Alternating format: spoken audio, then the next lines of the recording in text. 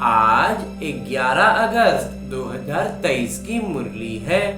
बाबा कह रहे, मीठे बच्चे, अभी तुम कौड़ी से हीरे जैसा बने हो। ईश्वर की गोद पाना ही हीरे जैसा बनना है। ईश्वर की गोद मिल गई, इसके बाद तो फिर कुछ चाहिए ही नहीं। श्रीमत तुम्हें हीरे जैसा बना देती है, और इस गोद में चढ़ने के लिए रास्ता क्या है? श्रीमत। श्रीमत पर चलेंगे, बाबा गोद में उठा लेंगे तो हम कौड़ी से हीरा बन जाएंगे।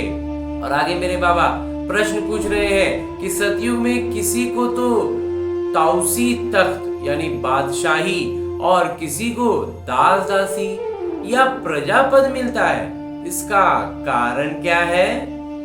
उत्तर बतलाते हैं मेरे बाबा कि सतयुग में ताउसी तख्त उन्हें मिलता है जो संगम पर ज्ञान सागर की पढ़ाई को अच्छी रीति पढ़ते हैं और धारण करते हैं। ज्ञान रत्नों का दान कर बहुतों को आप समान बनाते हैं, और जो गफलत करते, देह अभिमान में आकर हंगामे मचाते, उन्हें प्रजापद मिल जाता है। पढ़ाई पर ध्यान न देने वाले ही दास दासी बन जाते हैं।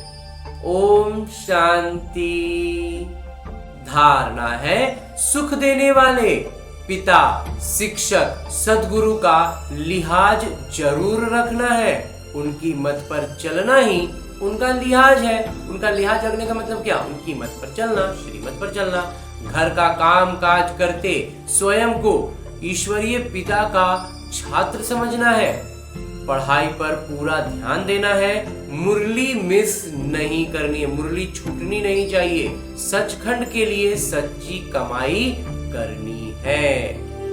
और आगे मेरे बाबा वरदान दे रहे हैं। वरदान देते हुए मेरे बाबा कहते हैं, भूतकाल, वर्तमान काल और भविष्य काल को जान, माया जीत बनने वाले त्रिकालदर्शी भव।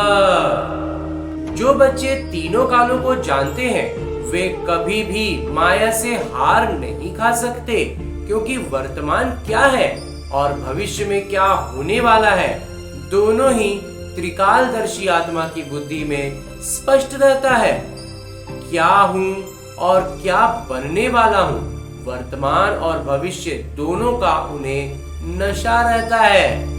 उसी नशे की खुशी में उड़ते रहते हैं, इसलिए उनके पांव धरनी से ऊंचे होते हैं। वो देह और देह के संबंध, देह के पुराने पदार्थों की आकर्षण में नहीं आते। उसमें आकर्षण दिखता ही नहीं है तो उसमें आएंगे कहां से?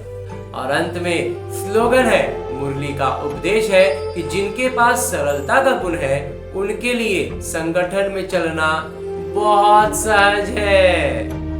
अंजी बाबा। और आज की मुरली के बाद मेरे बाबा अव्यक्त इशारे दे रहे हैं कि याद को शक्तिशाली बनाने के लिए विस्तार में जाते सार की स्थिति का अभ्यास करो।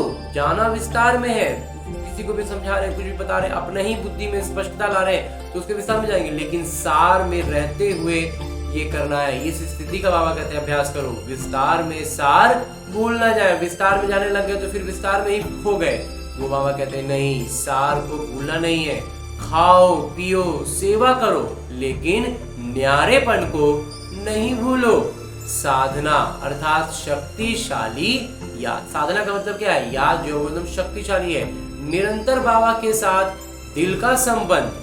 साधना इसको नहीं कहते कि सिर्फ योग में बैठ गए, लेकिन जैसे शरीर से बैठते हो वैसे दिल मन बुद्धि एक बाबा की तरफ, बाबा के साथ साथ बैठ जाए। सिर्फ शरीर से बैठ गया, मन बुद्धि सब घूम रहा है, ऐसा वाला कोई फायदा नहीं है। बल्कि शरीर इधर उधर काम कर रहा है, मन बुद्धि एक जगह स्थिर बैठ गया, वो बहुत काम का है, वो बहुत सही है, सटीक है। तो ऐसी एकाग्रता ही ज्वाला को प्रज्वलित करेगी। ऐसी एकाग्रता जब होगी ना कि कोई भी कर्म करते हुए में मन बुद्धि बिल्कुल स्थिर है, तो ये ज्वालामुखी को प्रज्वलित कर देगा। और ये ज्वालामुखी की जो ऊष्मा है ना, वो पूरे भस्म कर देगी इस विकर्मों के कहानी को। अच्छा, ओम शांति बाबा।